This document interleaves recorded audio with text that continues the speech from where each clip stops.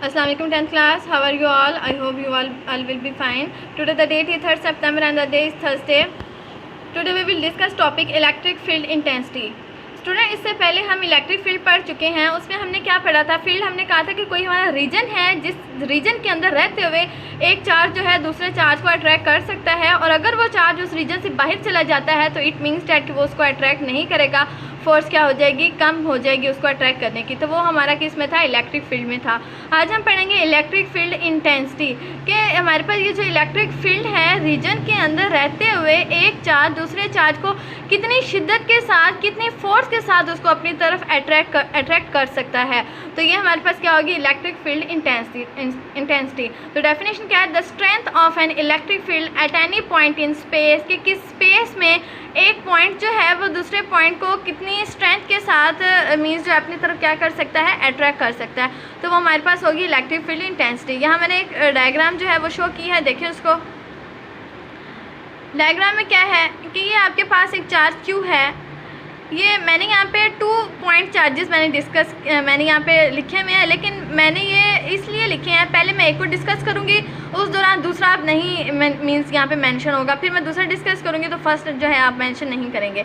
लेकिन पहले मैं डिस्कस करती हूँ इस पॉइंट चार्ज को जो रीजन के अंदर आ रहा है. डॉटेड लाइन जो है वो रीजन को शो कर रही हैं.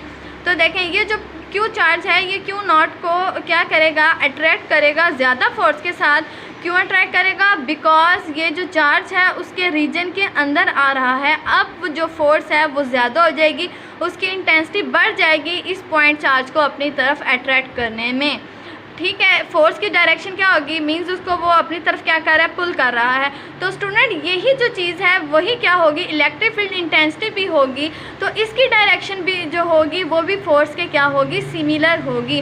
अब देखिए, अब मैंने क्यों जो पॉइंट चार्ज है वो मैंने रीजन से बाहर रख दिया है, तो उस सूरत में जो फोर्स है वो क्या हो जाएगी? कम हो जाएगी और वो उसको अट्रैक्ट नहीं कर पाएगा. तो स्टूडेंट देखें फार्मूला क्या है? E = F/Q. इसका क्या मतलब है कि वो फोर्स जो charge Q, capital charge Q है, जो Q नॉट पर लगा रहा है, जितनी फोर्स ज़्यादा होगी उतनी ही उसकी इंटेंसिटी क्या होगी? ज़्यादा होगी. तो E = F/Q0 इस चीज़ को डिनोट कर रहा है.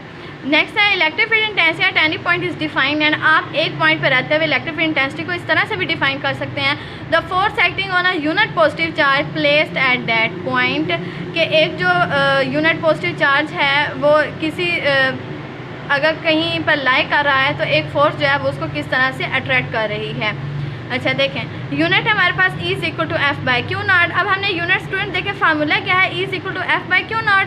तो स्टूडेंट हमने इसके यूनिट ड्राइव करने हैं, तो F की जगह क्या आ जाएगा? न्यूटन. और चार्ज के जो यूनिट होते हैं वो क्या होते हैं? कूलम होते हैं. तो हमने डिनोमिनेटर में क्या राइट कर दिया? कूलम. तो जब ये डिनोमिनेटर में जाएगा तो क्या बन जाएगा? न्यूटन पर कूलम. तो ये किसके यूनिट हुए? इलेक्ट्रिक फील्ड इंटेंसिटी के. MCQs में पूछे जाते हैं.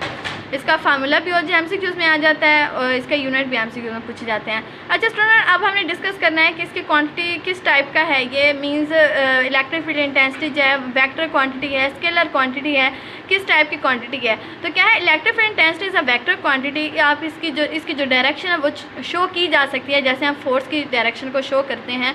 इस direction is same as the force acting on the unit positive charge. हमने अभी डिस्कस किया कि जैसे फोर्स की डायरेक्शन होगी उसी सेंस में इलेक्ट्रिक फील्ड इंटेंसिटी की ही डायरेक्शन होगी.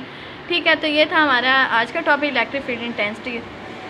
नेक्स्ट हम इंशाल्लाह ताला इसे नेक्स्ट टॉपिक में डिस्कस करेंगे. ओके, अल्लाह हाफिज़.